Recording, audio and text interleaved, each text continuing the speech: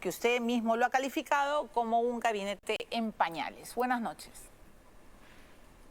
Buenas noches, Milagros. Muchas gracias por la oportunidad. Desde mi tierra, en Antoailas, en Apurímac, por eso estoy bien abrigado, mientras ustedes están disfrutando del verano. Es verdad. Bien, en realidad este gobierno no representa la esperanza de la izquierda definitivamente. Yo veo más bien aventureros políticos, ¿no? Que inclusive son capaces de nombrar de premier a un tipo como Valel, que tenía serios cuestionamientos porque era un agresor de su propia familia. Y han vuelto a nombrar a los ministros altamente cuestionados. Para empezar, el ministro Silva está en el MTC, en el Ministerio de Transportes y Comunicaciones.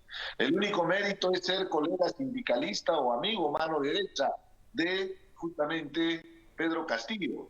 Lo que sucede es que el Ministerio de Transportes y Comunicaciones tiene el presupuesto más alto para ejecutar dentro de los ministerios. Y siempre ha sido apetecible para los gobiernos. Recuerda bien, Vizcarra tenía a Trujillo como ministro de Transportes y Comunicaciones. Ahora tenemos justamente a Pedro Castillo con su gran amigo, este ministro Silva, ¿no? Pero regresemos al tema central. Acá el tema central está en juego la salud pública.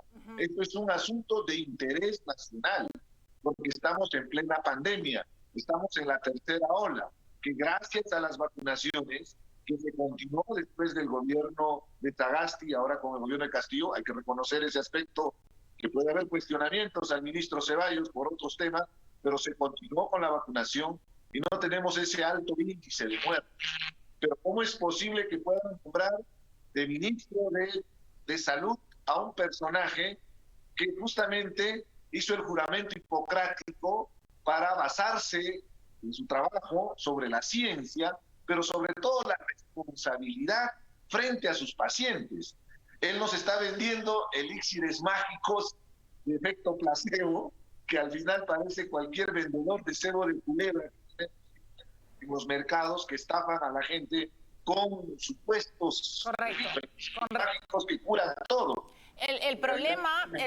O sea, ese es altamente cuestionable.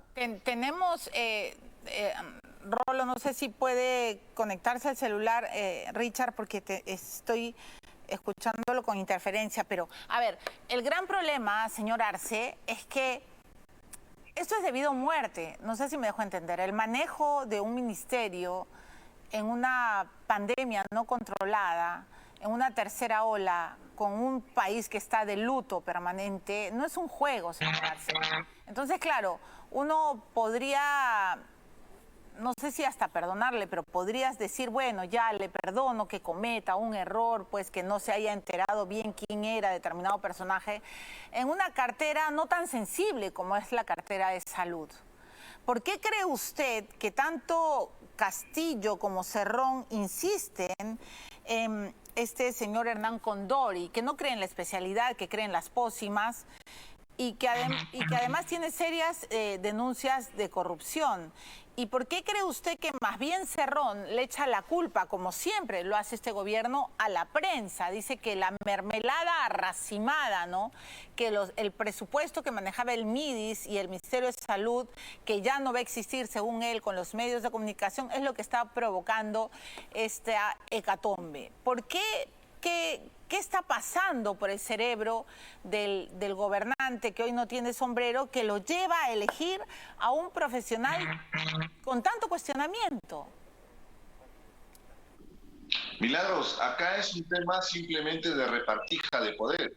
Recordemos bien que a medianoche, el día previo a la juramentación, entró Vladimir Cerrón con mi tocayo, Richard Rojas. Faltaba que vengan los dinámicos del centro nomás para que esté completo el grupo en su conjunto. Claro, al día siguiente tenemos esta nominación de un ministro de Salud que, como tú mismo estás expresando, y causa mucha indignación porque de por medio está el problema de la pandemia. Pero esto es una repartija porque hay una especie de cuoteo político.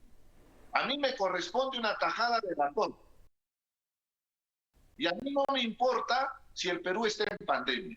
Y acá viene la hipocresía, pues, porque si hemos sido críticos con las clínicas que en plena pandemia se han aprovechado del dolor de las familias de los peruanos, y han lucrado justamente de ese dolor.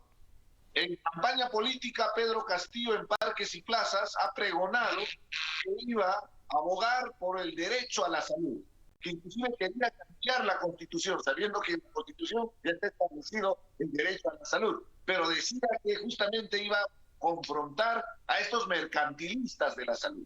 Lo que estamos viendo el día de hoy es también mercantilismo, porque es una repartija, justamente buscando beneficios, yo diría hasta civilinos, de parte de Vladimir Cerrón, porque pone a una persona que no conoce de la gestión pública de salud, pone a una persona que tiene un proceso de investigación por delitos de corrupción y que evidentemente es un incompetente. Se ha pronunciado el Colegio Médico. Sí, claro.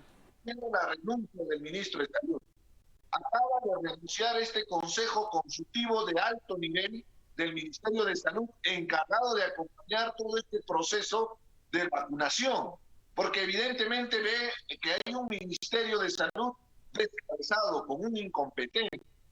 Y esto es realmente grave, porque de por medio está jugando con la salud de todos y todas las peruanas. Entonces, en el interín, objetivamente, en el interín, señor Arce, los periodistas le cuestionan al premier Torres y él dice: no importa mi opinión. Le cuestionan al presidente: no es la hora, hay que dejarlo trabajar. Y entonces yo le pregunto a usted como excongresista, si hoy usted estuviera en el Parlamento, el Partido Morado ya dijo que no le va a dar el voto de confianza a este gabinete por los cuestionamientos en varias carteras, y esta, que es una de las más importantes, es una verdadera cachetada al pueblo, ¿no es cierto? Si usted hoy fuera congresista, ¿le daría el voto de confianza al gabinete Torres? Evidentemente que no, pero también acá, Milagros, hay que ser claro. El Congreso, en vez de garantizarnos, de generar un equilibrio de poder con todo este desmadre que hay en el Ejecutivo, el Congreso también está haciendo sus méritos para que también la gente levante la voz y pida que se vaya el Ejecutivo, pero que también se vaya el Congreso. Acaban de aprobar una ley en primera votación para tumbarse la reforma universitaria. Han estado avalando todo este despropósito de la reforma del transporte para poner en preeminencia el tema de los colectiveros. En vez de realizar su labor de fiscalización, de control político como les corresponde, se paran reuniéndose la extrema derecha, porque hay una extrema derecha en el Congreso, y ahí sí coincide con la izquierda. Perú Libre ahí sí coincide con Renovación Popular para tumbarse justamente estas reformas.